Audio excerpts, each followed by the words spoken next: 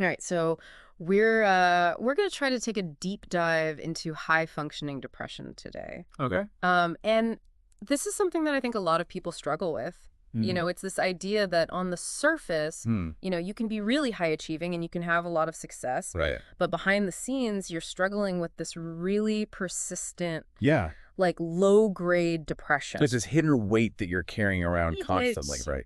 exactly. And the article that we're looking at today, really emphasizes just how common this is.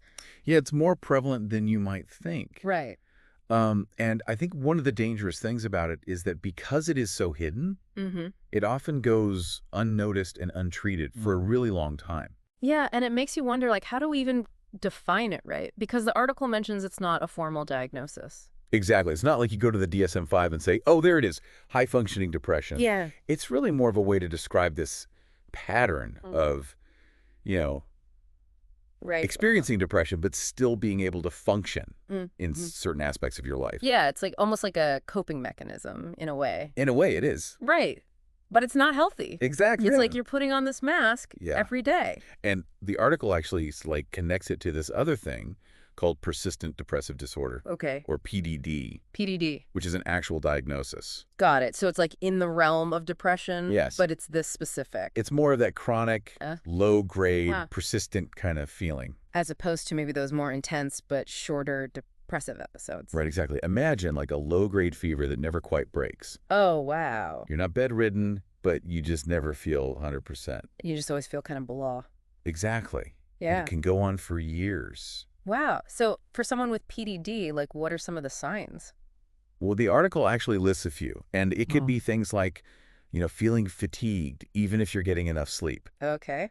Changes in appetite, Mm-hmm. difficulty concentrating, low self-esteem. So it's like all encompassing. It really is. Wow. And because it's not as outwardly debilitating as, say, like a major depressive episode, Mm-hmm. people often don't seek help for it. They think, oh, it's not that bad. I should be able to handle this. Exactly. Right. They downplay their own suffering, essentially. Yeah, it's almost like the pressure to achieve Mm-hmm. becomes a barrier to actually getting help.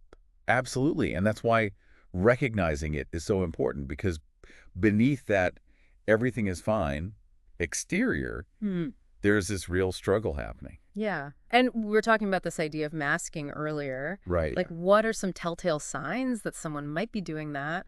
What should we be looking out for in our own lives? Well, it's not always like super obvious. Right. It's not necessarily like sobbing breakdowns or anything like that. Okay. It's much more subtle. Right. It's like that friend who always says, I'm fine, Oh, yeah. even when their eyes look completely exhausted. Or they're like, oh, I'm so busy. And you're like, Exactly. but are you okay? Right. And they're always kind of like rushing off. Yeah. They don't really want to engage beyond a superficial level. They're always on. Exactly. Yeah. So it's those subtle cues Yeah. that you really have to pay attention to. And the article also talks about negative self-talk Oh, absolutely. being like a huge part of this. It's like this constant inner critic Yeah. that's telling them they're not good enough, Right? that they're a fraud, Mm-hmm. that everyone's going to find out. It's exhausting just thinking about it. It It's is. just that constant internal pressure. And it makes it really hard to celebrate your wins. Right, because you're always focused on what's next. Exactly. Or what you didn't do. Right. No. You're never really present That's a good way to put it. and enjoying the moment. Yeah. And it's no wonder they're exhausted, right? Yeah. It takes a lot of energy to keep up that facade. It really does. So, okay, knowing all of this, like, what can somebody actually do about it? If someone's listening and they're like, oh, wow, this is me, what's the first step? Well, I think the good news is that there are more resources than ever before. Okay. The article talks a lot about therapy Mm-hmm. and how it's becoming increasingly accessible. Yeah, especially with things like online therapy now. Exactly. You don't necessarily have to go find a therapist's office Right. and sit on their couch and, have that whole like traditional experience. It feels less intimidating now, too. Oh, for sure. And it's just so much more convenient for people, Mm-hmm. especially if you're already feeling drained and overwhelmed. Totally. And the article actually mentioned a study that found online therapy to be just as effective Yeah. as in-person therapy for a lot of people. Which makes sense, right? Because it eliminates those barriers. Mm-hmm. Like just getting out the door sometime. Exactly. And it allows people to, engage in therapy on their own terms, At their own pace. in their own environment. Yeah, which I think is so important. Absolutely.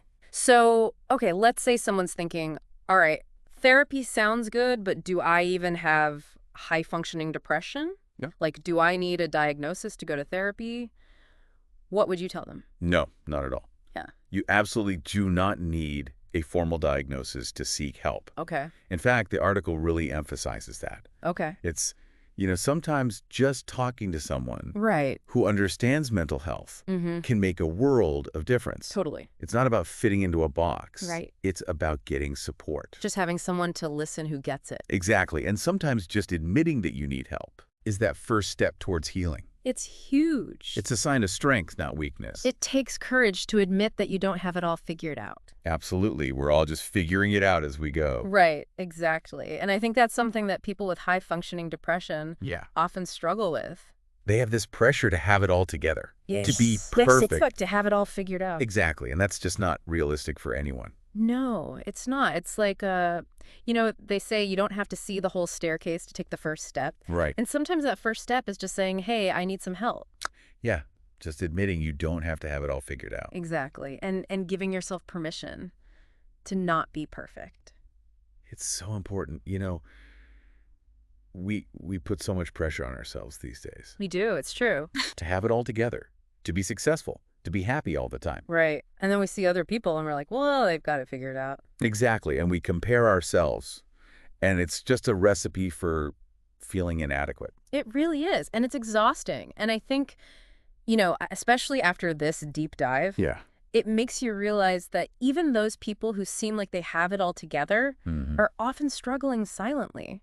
Right. They're just really good at hiding it. Exactly. And it just highlights how important it is to talk about these things. Absolutely. To normalize the experience of struggling. Yeah, to create a space where it's okay to not be okay. Exactly, because we all have our moments, right? I do. Every single one of us. So if there's one thing that our listeners should take away from this whole conversation about high-functioning depression, what would it be? What's the most important message? I think it's that you're not alone, Mm-hmm. and that asking for help is a sign of strength, not weakness. Yes. It takes courage to say, hey, I need some support. Absolutely. And there are people out there who want to help. They do. They really do. And it makes such a difference. It does, and it can get better. Yes. It really can. Couldn't have said it better myself.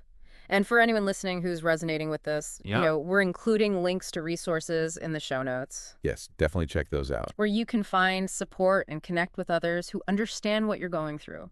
Because you are not alone. You are not alone. Remember, there's hope and things can get better. They can. And don't be afraid to reach out for help if you need it. It's the first step, and it's a big one. This has been really eye-opening, and I think it makes you wonder, what does it say about our society when even the highest achievers among us are struggling like this? It really makes you question that whole definition of success, doesn't it? It does, and it makes you realize that we need to change the conversation around mental health. Absolutely. We need to create a culture where it's okay to not be okay. Exactly, where vulnerability is seen as a strength. Yes, and where asking for help is encouraged. Because we all need a little help sometimes. We do, every single one of us. So let's be there for each other. Let's be there for each other. That's a great place to end it. Thanks for joining us for this deep dive. Thank you. It was a great conversation.